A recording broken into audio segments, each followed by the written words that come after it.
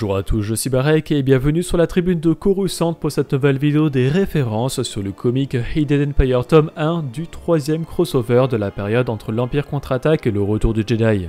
Cette vidéo sera bien évidemment full spoiler et donc prévue pour ceux qui ont déjà lu les numéros 1 de Revelations 2022, le numéro 1 de Hidden Empire, les numéros 27 et 28 de Darth Vader 2020, le numéro 28 de Bounty Hunters, le numéro 26 de Dr. Aphra 2020 et le numéro 29 de Star Wars 2020.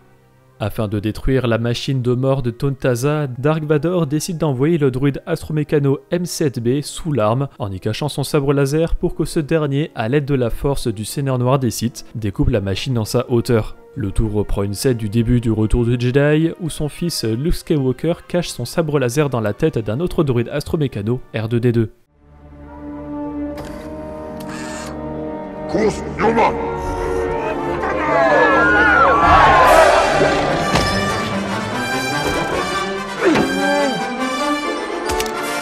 A savoir que cette scène avait déjà été reprise par exemple dans The Clone Wars.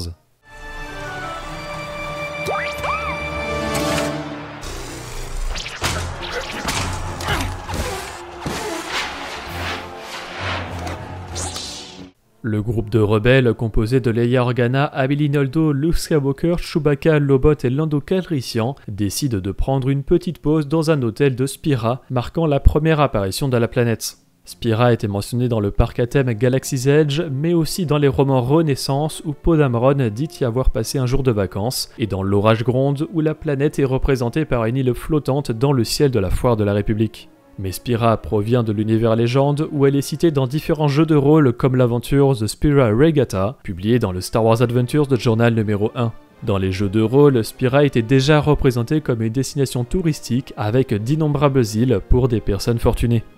En réalité, les rebelles sont venus sur Spira pour participer à une vente aux enchères du Nef de Foudre Nihil, un groupe de maraudeurs très influent à l'époque de la Haute République. Le commissaire-priseur de cette vente aux enchères est un Troig, une espèce à 4 bras et 2 têtes que nous découvrions dans La Menace Fantôme, avec Fonsedbind Anodu, le présentateur de la classique de Boontave sur Tatooine. Et un des participants à l'enchère ne nous est pas inconnu puisqu'il s'agit du conservateur du musée impérial aperçu dans le tome 2 de la série 2020 de Star Wars.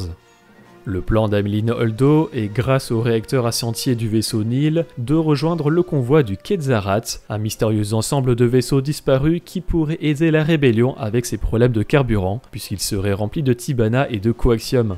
Ces deux carburants servent aux hyperdrives des vaisseaux, le Tibana étant majoritairement produit sur Bespin comme vu dans l'Empire contre-attaque, et le coaxium extrait par exemple sur Kessel comme vu dans le film Solo.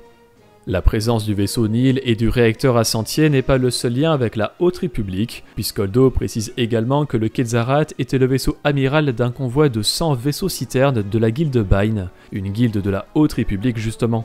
Cette guilde commerciale est dirigée par Scover Bine, qui a comme fille adoptive Affie Hollow, que l'on retrouve en personnage principal de plusieurs romans, comme En pleine ténèbres ou Hors de l'ombre. La guilde Bine possède également le Legacy Run, le vaisseau détruit en plein hyperespace à cause des Nihil, ce qui a résulté en la propulsion de milliers de débris à la vitesse de la lumière à travers toute la galaxie, allant jusqu'à détruire des mondes entiers.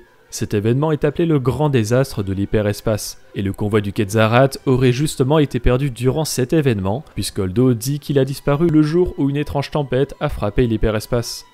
Améline précise aussi qu'elle avait déjà eu un tuyau pour récupérer un autre réacteur à scientier Nihil sur Midar, mais qu'elle n'a finalement pas réussi. C'est normal puisqu'il s'agit du même réacteur à scientier pour lequel se sont battus le Dr. Aphra et la générale Vukora dans le tome 2 de sa série de 2020.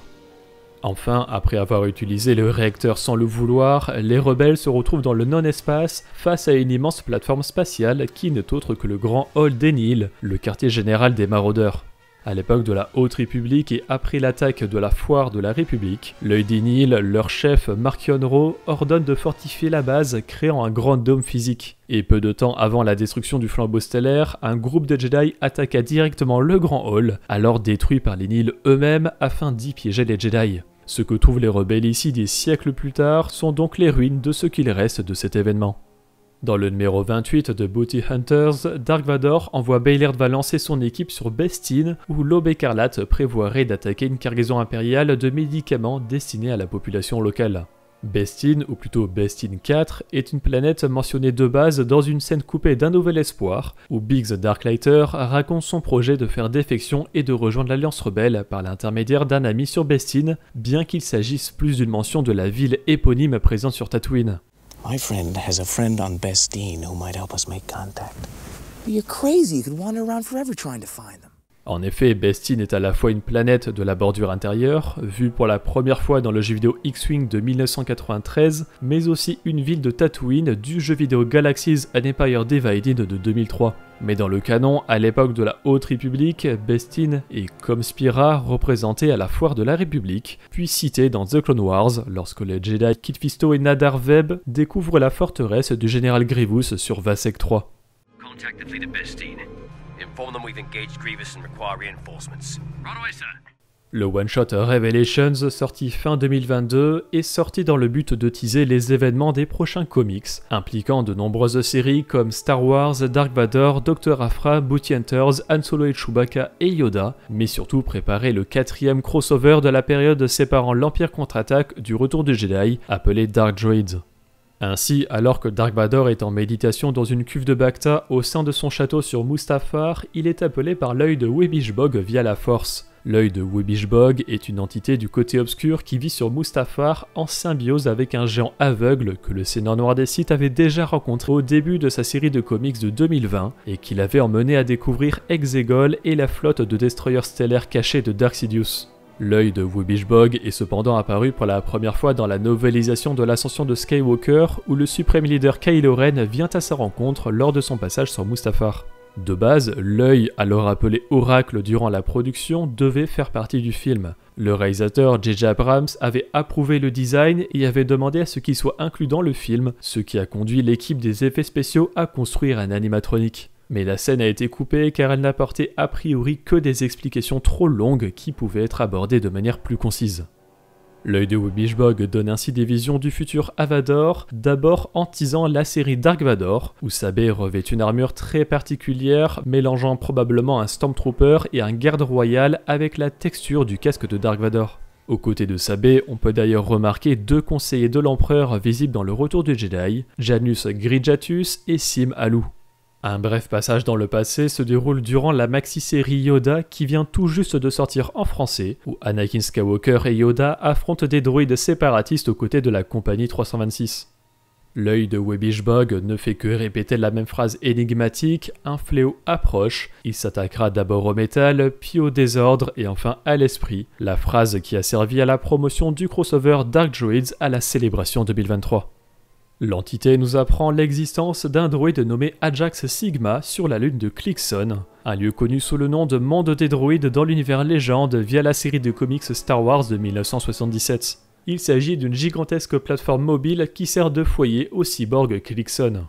Mais dans le canon, la lune de Clixon a été le théâtre d'une révolution droïde menée par Ajax Sigma à l'époque de la Haute République, menant à un affrontement contre les Jedi qui vainquirent les êtres mécaniques, dont le maître Loden Greystorm, le premier Jedi victime des Sans-Noms à l'époque de Mark Unruh.